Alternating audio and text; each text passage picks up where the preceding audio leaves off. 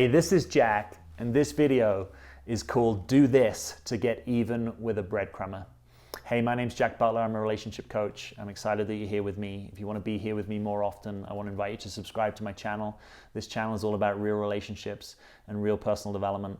My main aim and intention in this channel is to help people be more of their real selves, cultivate their own authenticity, and know how to do that in relationship. And it's not easy. So I'm happy to bring you some of my scars, wounds, and own learnings for your own benefit. So please subscribe and then tap that bell notification so you hear of new videos as soon as they come out.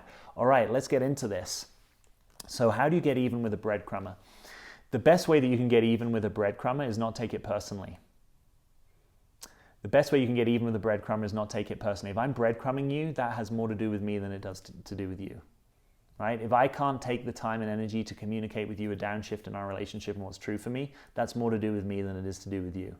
If you're not my person, I might breadcrumb you. If you are my person, I'm not going to breadcrumb with you. So when I breadcrumb you, I clarify for both of us that I'm not your person.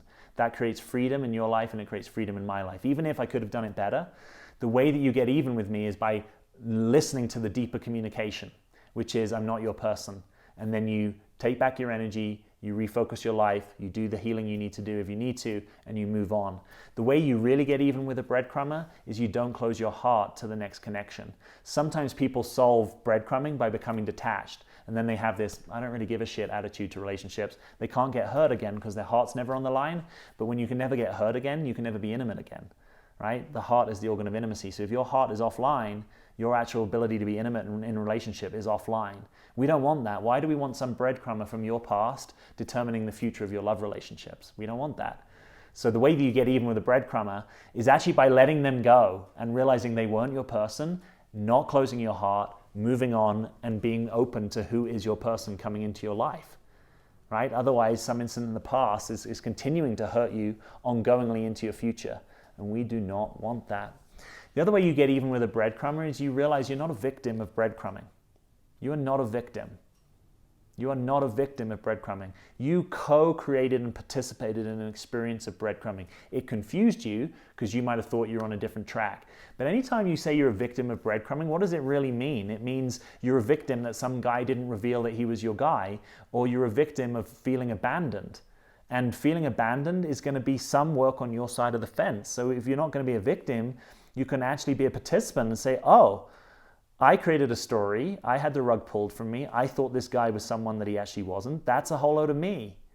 You know, the other thing is I felt abandoned, and I'm actually going to go to work on myself so that I don't have so much of a fear of abandonment. You know, I'm an adult. I don't actually need to be in fear of abandonment all the time. I'm actually okay. This guy's walked out and I'm pissed, I'm angry, I'm disappointed, I'm hurt, but I'm actually okay and I'm going to get through it. Right? That's kind of what it takes to not be the victim of a breadcrumber is I didn't like the experience, I'm going to learn from it, and I'm not going to recreate it with someone else, and I'm not going to be down on men, that men are breadcrumbers all the time. I'm just going to notice there are plenty of men out there that do all sorts of things, so I don't need to have big global beliefs about men. I can just notice the man that is in front of me, right? There are men that breadcrumb, there are also women that breadcrumb. There are men that are criminals, there are women that are criminals. That is life. You know, the nature of life is all of this is all around us. What you want to notice is what do you want to participate in? What kind of games do you want to play? What kind of context do you want to be in with people? And you solve breadcrumbing by having it as part of your reality, right? The reality is that there are guy breadcrumbers. I don't know. This guy in front of me could be a breadcrumber. I don't know. I'm not going to be overly cautious. I'm just going to include the possibility that until he's really revealed that he's my guy, any guy could be a breadcrumber to you, right? That's the kind of reality. It's like if we define breadcrumbing as a sudden downshift in the connection or a real kind of unavailability for a real connection, that's just called not your guy. And what do we want to major in? He's your guy. And so in some ways, even if it's brutal and you don't like it, you're getting this thing revealed to you, right? So the best way to get even with a breadcrumber is to let them be, wish them well, move on, notice if there's a way that you participated so that you can grow for the future, and then major in what matters. What matters is you want a committed love relationship with Mr. Right, with your guy. Mr. Breadcrumb guy, he can go on bringing breadcrumbs, or he might find someone that he doesn't want to breadcrumb. Wish him well. Wish him well. Be grateful if you can. Maybe that's a long way from what your experience is right now because you need to process some anger. Process that anger. Hit some pillows. Punch your mattress. Get into your car, turn the music on, scream. I don't know what you need to do. Get that anger out. We don't want that anger living in you, right? Because that anger, if it stays in you, is going to solidify you into a position that you don't want to be in, which is called, I'm going to be wary of dating. I'm going to be less trusting of men. I'm going to be less trusting of myself. I'm going to probably have some beliefs about men that don't serve me. I'm going to be disempowering myself. I'm going to be, spending my time commenting on YouTube about how bad breadcrumbers are and guys need to get their act together. You know what? That is a waste of energy. Right? That's a waste of energy because you're not metabolizing your deeper experience. Your hurt and your anger is in you, and it's your need to deal with it. That's your need to deal with it. He doesn't need to deal with it. He's out of it. He was never anyone to you. He's out of the picture. Let's let him go. You focus on what's happening in you, and if you do that, you're going to be preparing yourself for the best possible future where you're no longer angry in your heart at a guy who was no one to you.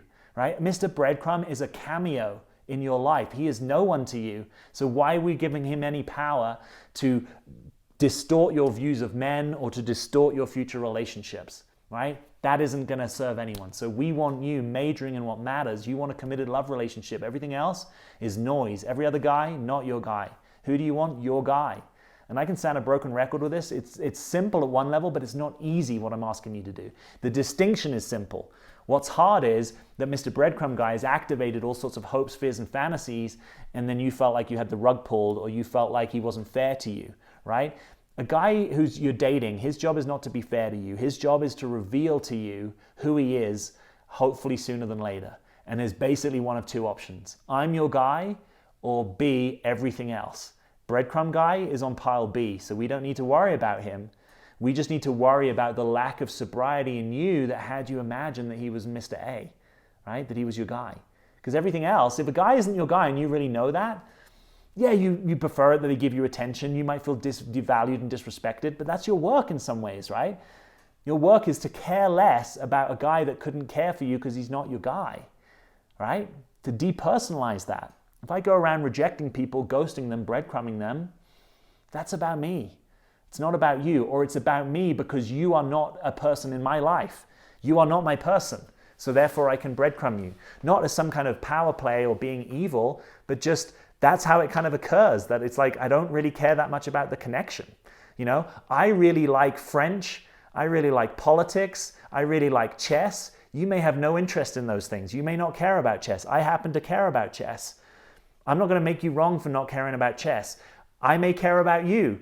I may not care about you, right? You sort of get down to the brass tacks of this.